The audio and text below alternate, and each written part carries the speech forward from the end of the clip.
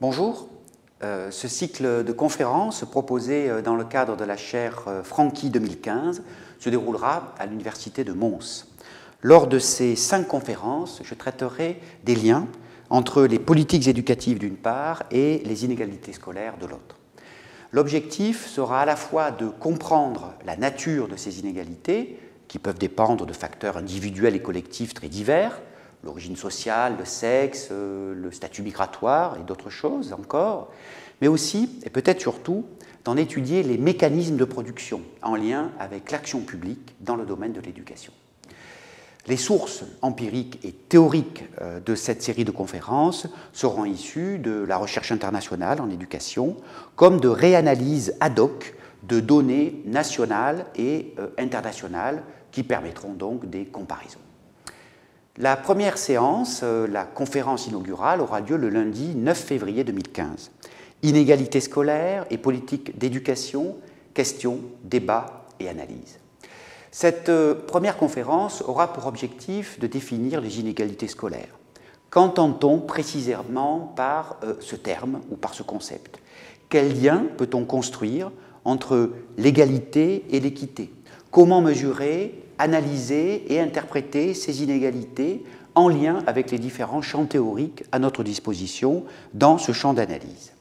Les débats sont nombreux sur ces questions, notamment pour identifier les sources des inégalités. J'exploiterai plus particulièrement 2 théories explicatives, celle de la discontinuité culturelle d'une part et celle dite de la discrimination systémique. Nous aborderons ensuite l'épineuse question des mécanismes de production des inégalités scolaires en traitant quelques exemples issus de différents contextes nationaux. La deuxième conférence aura lieu le lundi 2 mars 2015, l'équité des systèmes éducatifs, apports et limites des enquêtes internationales PISA. Je traiterai dans cette deuxième conférence de la question de la qualité d'éducation dans ses rapports avec l'équité des systèmes éducatifs. Ma source principale sera l'enquête PISA, dont nous explorerons les apports théoriques et empiriques d'une part, ainsi que les limites d'autre part.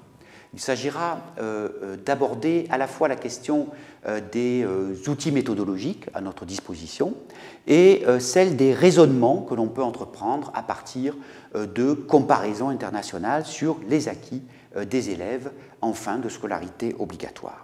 Certaines questions retiendront plus particulièrement notre attention, celle de l'équité, bien sûr, des systèmes éducatifs, celle des liens entre équité sociale au sein de la société et équité scolaire. Nous conclurons par quelques études de cas, la Pologne, la France, la communauté française de Belgique. La troisième conférence aura lieu le lundi 23 mars 2015. Les marchés scolaires améliorent-ils le service éducatif? Une comparaison internationale. Un des débats, me semble-t-il, les plus vifs dans le domaine des politiques éducatives concerne les marchés scolaires. Ce débat touche d'abord au mode de gouvernance éducative, centralisée versus décentralisée, les plus susceptibles de favoriser les apprentissages. Ce débat touche aussi à la question de la liberté de choix de l'établissement scolaire par les familles et aux effets des marchés scolaires sur les inégalités. Je donnerai d'abord une définition du concept de marché scolaire. Nous étudierons ensuite la littérature internationale pour montrer les acquis de la recherche sur les différents types de marchés scolaires, leur fonctionnement et leurs conséquences sur les inégalités d'acquis scolaires. Ensuite, pour la 4e conférence, qui aura lieu le lundi 20 avril 2015, filière ou classe hétérogène, comment organiser l'enseignement secondaire obligatoire? Eh bien, on se questionnera sur la façon dont on doit calquer l'organisation de l'enseignement secondaire obligatoire sur l'enseignement primaire, avec des classes hétérogènes, un système intégré, l'enseignement d'un socle commun de connaissances, ou est-ce qu'on doit le calquer sur l'enseignement post-obligatoire, avec des filières qui séparent les élèves selon leur niveau académique et leur choix d'orientation.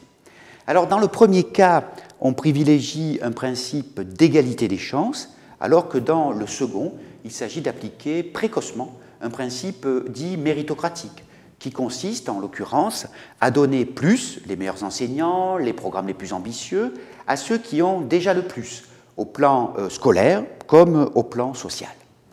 Quels sont les présupposés qui président au choix de l'un ou de l'autre de ces modèles? Quels sont les débats qui animent la recherche sur les effets de ces différents modes d'organisation de l'enseignement secondaire en termes d'équité et d'efficacité. J'examinerai plusieurs cas nationaux, la France, la Suisse et la communauté française de Belgique. Enfin, pour la dernière conférence, qui aura lieu le lundi 4 mai 2015, je traiterai de l'éducation prioritaire, une politique efficace de lutte contre les inégalités, point d'interrogation.